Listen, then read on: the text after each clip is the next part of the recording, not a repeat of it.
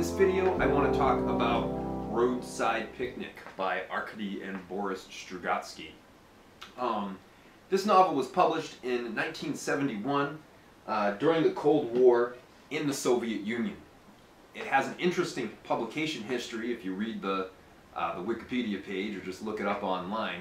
The Strugatsky brothers had a very difficult time getting this book past the censors because the Soviet Union, the government, had strict censorship policies, and they didn't like the curse words, they didn't like the negative atmosphere, they didn't like some of the interactions, they didn't like the crime. And so they kept sending the book back to the Strugatskys with these really compromising edits that ruined the story. And the original version that was published was one that they were not satisfied with. So the one that we're reading is the version of the story that the Strugatsky brothers intended to write. So Roadside Picnic is an interesting novel. It's really the only novel-length work that we're reading in this course, and it might seem like sort of a strange choice for a novel, science fiction novel, as the only one in the course. So I'll give you a few reasons why I chose it. I think that'll be one of the best ways to discuss the book. So first reason why I chose this story is I really think it's awesome. I like detective fiction, I like crime fiction, I like true detective. Those sorts of stories really appeal to me as well. And this story marries science fiction and that genre, the sort of noir genre, pretty well. The second reason is because this is a course that I think a lot of people are taking to be exposed to something new. When we think about science fiction, when I have conversations with people about science fiction, there's really two types of science fiction that generally come up. There's space operas, like Star Wars, and there's, in Star Trek, they're both sort of space operas. There's the fantasy type, like Star Wars, and there's the hard science fiction type, like Star Trek. Dune, for instance, is a fantasy type space opera. Something like Battlestar Galactica might be somewhere in the middle. Roadside Picnic is not one of these stories. Roadside Picnic is a contact story. Contact stories are also a fairly common type of science fiction, and maybe something you would expect to find in a course like this. But I wanted to give you something unusual, show you something that would be a celebrated work of science fiction that was unique in not just the origins or the storyline, but in the characters themselves. Roadside Picnic, the premise of this story is that aliens briefly visited Earth. They landed in these zones, which were just areas spread out around the world. They stayed for a short period of time, they left, and in their wake they left behind artifacts that in the story are called swag. They are pieces of debris or tools, or people don't really know what they are. That's kind of the point of the book. The aliens come, they land, they leave.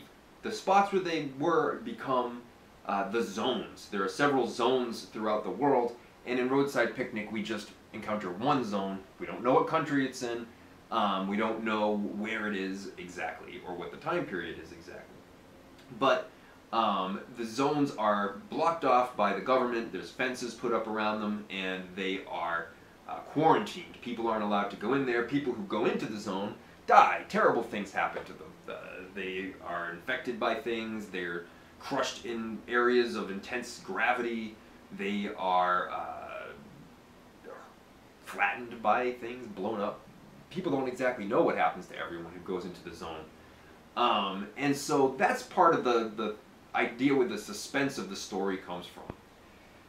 The characters are what I think make this book really unique, and so that I would say that would be the third reason why I chose this book. So it's you know, it has a unique history.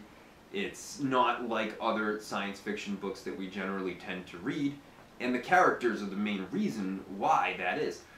A lot of science fiction stories include these really you know, the hero scientist soldier character, where, you know, either the soldier character is flying through space winning everything like Luke Skywalker, or the brilliant scientist character is here on Earth speaking to the aliens who have arrived and being some sort of a liaison. Or there's a combination of both, like in Ender's Game, where the Earth's military defense forces are raising children to be super soldiers to fight an alien race. Roadside Picnic has a black market dealing in goods from the zone. And the main character, Redrick Schubert, is a criminal smuggler. He deals in back rooms and bars. He lives under sort of sketchy circumstances. He's known to the police. He goes to jail periodically. There are other characters in the story too, but they're all caught up in this economy of the zone. So the thing about the characters that make them so unique is that they're not superheroes. They're not super brilliant. They are sort of regular people who are dealing with a super extraordinary circumstance. And the Strugatsky brothers are asking, how would regular people in regular communities, regular societies, not, brilliant super people from the future, how would they deal with this alien visitation? And we see several ways. The military surrounding the base, laws protect it, tell people they can't go in, you get in trouble with the police because it's quarantined. Scientists want to study the zone, they want to study the artifacts, and a thriving black market pops up with people willing to risk their lives for the monetary value of the objects left in the zone.